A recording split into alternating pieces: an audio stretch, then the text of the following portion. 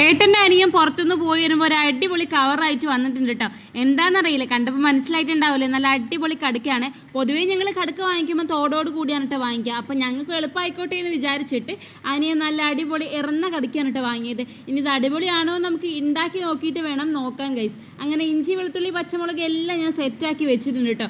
അതിന് നമുക്ക് കടുക്ക കഴുകിയിട്ട് അതിലേക്ക് ഉപ്പും നമ്മുടെ പൊടികളായിട്ടുള്ള മഞ്ഞപ്പൊടിയും മുളക് പൊടിയും കുരുമുളക് പൊടിയും കുറച്ച് കരിവേപ്പിലയും എല്ലാം കൂടെ ഇട്ടിട്ട് നന്നായിട്ട് അങ്ങോട്ട് തിരുമ്മി എടുക്കുക കേട്ടോ. എന്നിട്ട് ആദ്യം തന്നെ നമുക്ക് പൊരിച്ചെടുക്കാം. ഇന്നലെ അടിപൊളി ഫ്രൈ ഉണ്ടാക്കുക, അഥവാ റോസ്റ്റ് ഉണ്ടാക്കുക എന്നാണ് വിചാരിക്കുന്നത്. ആദ്യം നന്നായിട്ട് ഇത് പൊരിക്കാൻ വേണ്ടിയിട്ടുണ്ട് കേട്ടോ.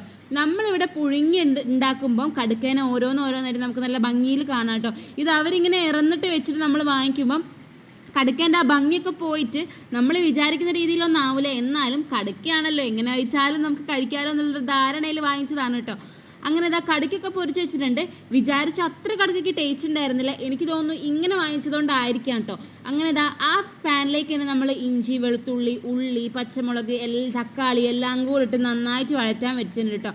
ആവശ്യത്തിനുള്ള ഉപ്പും കൂടെ ഇട്ടിട്ട് ഇടയ്ക്ക് ഇളക്കി കൊടുക്കുന്നുണ്ട്. പിന്നെ അതിലേക്ക് മസാലപ്പൊടികളായിട്ടുള്ള മല്ലിപ്പൊടി മുളക് പൊടി മഞ്ഞൾപ്പൊടി ഉപ്പ് എല്ലാം കൂടെ ഇട്ടിട്ട് നന്നായിട്ട് വീണ്ടും ഇളക്കുന്നുണ്ട്. നന്നായിട്ട് വാടാൻ വേണ്ടി മൂടി വെച്ച് വേവിക്കുക കേട്ടോ. അപ്പോഴേക്ക് ഏകദേശം ആയിക്കഴിഞ്ഞാൽ നമ്മുടെ ഇതാ സെറ്റാക്കി വെച്ചിരിക്കുന്ന പൊരിച്ച കടുക്കയും കൂടെ അതിലേക്ക് ഇട്ട് കഴിഞ്ഞാൽ നല്ല അടിപൊളി റോസ്റ്റ് ഇവിടെ റെഡി ആയിട്ടുണ്ട്. നല്ലോണം കുരുമുളകൊക്കെ ഇട്ടിട്ടുണ്ട്, നല്ല ടേസ്റ്റ് ഉണ്ടായിരുന്നു കേട്ടോ. അപ്പം ബൈ ഗായ്സ്, വീണ്ടും കാണാം.